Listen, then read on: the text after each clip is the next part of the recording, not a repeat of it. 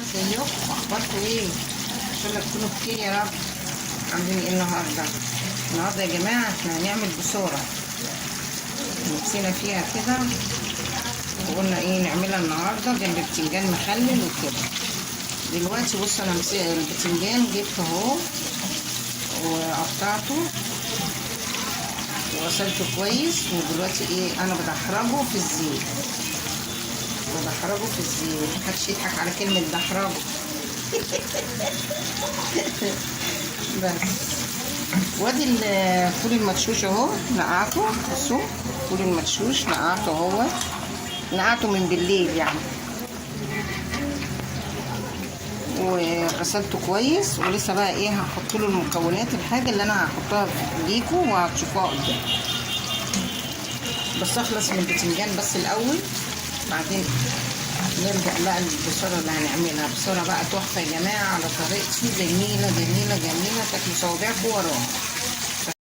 يا جماعة دول كوبايتين فول، دول كوبايتين فول. وهنا ده شبت وكزبرة وبقدونس، بس الكزبرة أكتر، وطماطماية، بصلاية صغيرة، قرن فلفل، مش قرن يعني يعتبر ربع فلفلاية عشان بس العيال ما بيحبوش الحامي قوي، سبايسي اهو. وثلاث فصوص توم، وبصلايه صغيره، ونعناع.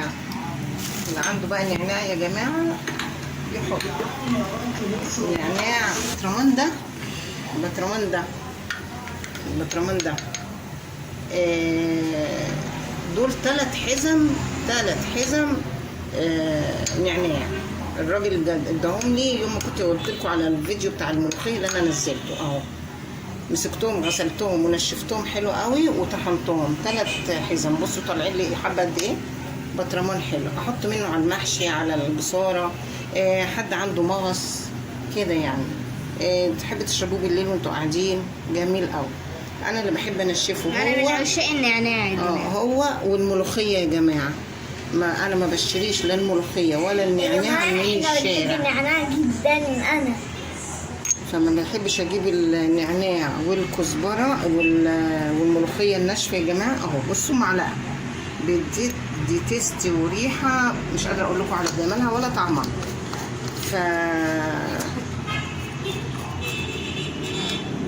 فانا ما بحبش اجيب النعناع ولا الملوخيه الناشفه من عند العلاف خالص.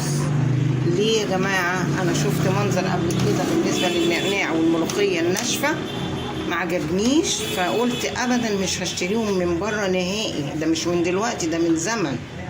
انا ما بشتريهمش خالص، اجيبهم انشفهم كويس واغسلهم حلو وانقعهم كويس وكده وانشفهم بنفسي واروح طحنهم، بس بتطلع جميله وحلوه وطعمها في منتهى الجمال.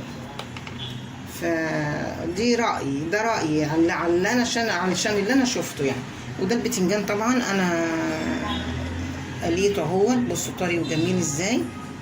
وهعمل له بقى الخلطه بتاعته بقى، هتشوفوها بقى، اعمل له الهريسه بتاعته هتشوفوها تعجبكم قوي، توديكم في ناحيه تانية خالص.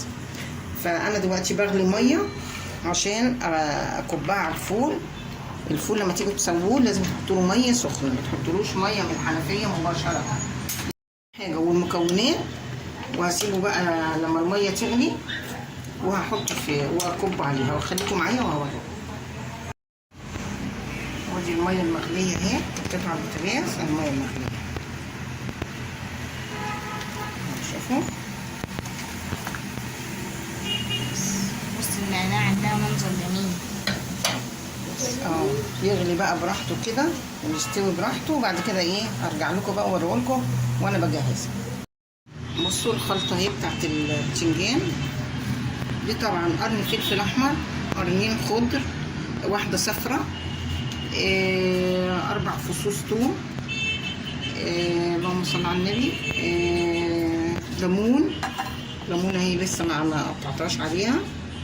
حطيت لها خل، معلقه سكر صغيره عشان تعمل تيست للملح، وخل. وهحط لها برضو معلقه صغيره نعناع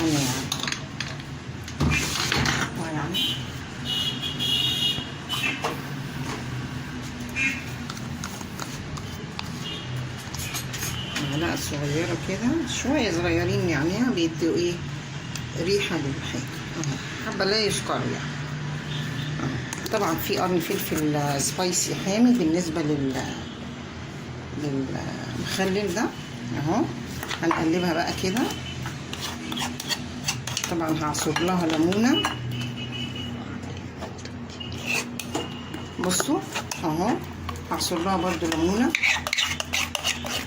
اهو، وهحط لها شوية بقدونس وكزبرة وشبت، بس طبعا ما رضيتش احطهم في الخلطة عشان ما ينزلوش لون اخضر يغمقوا الخلطة يعني.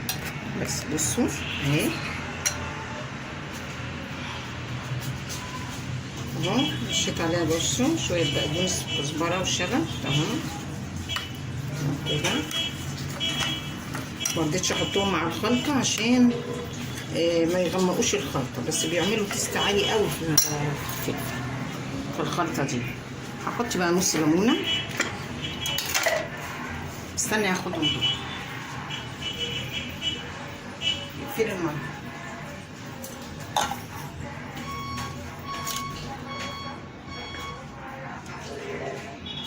عصير ليمونة اهي، بصوا الليمون جميل قوي اليومين دول يا جماعه، الليمون حلو قوي ومليان ميه. بيقولوا يا جماعه الزيتون ب 45 جنيه، معقوله الزيتون ب 45 جنيه؟ حد جاب زيتون يا جماعه؟ قولوا لي كده في الكومنتات. بس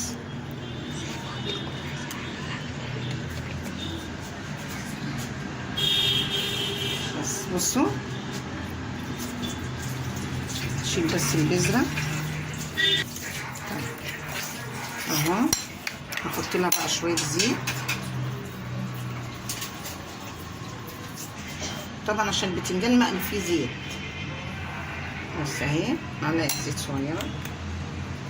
مش قادرة اقول لكم والله العظيم يا جماعة ريحة وطعم مش قادرة اقول لكم. شطشط البتنجان لو ما كانش مشطشط ما يفتحش النفس خالص اهو. بصوا انا حريف شطة. بس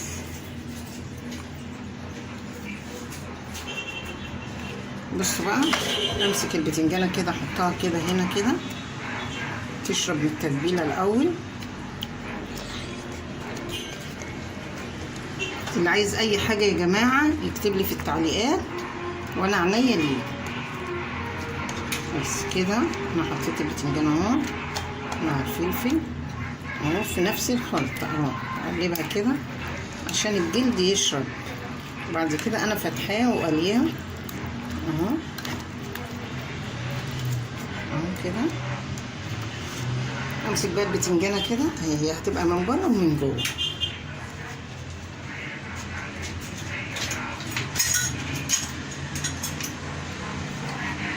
بصوا اهو شويه كده واقفل عليها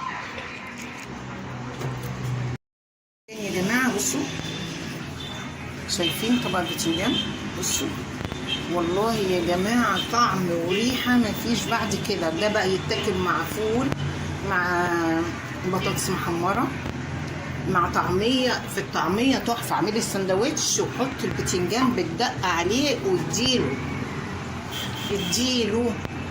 جميل يا جماعه. ورجعت لكم تاني. ادي البصاره اهي صبيتها وحطيت لها البصل بتاعها، وادي البتنجان.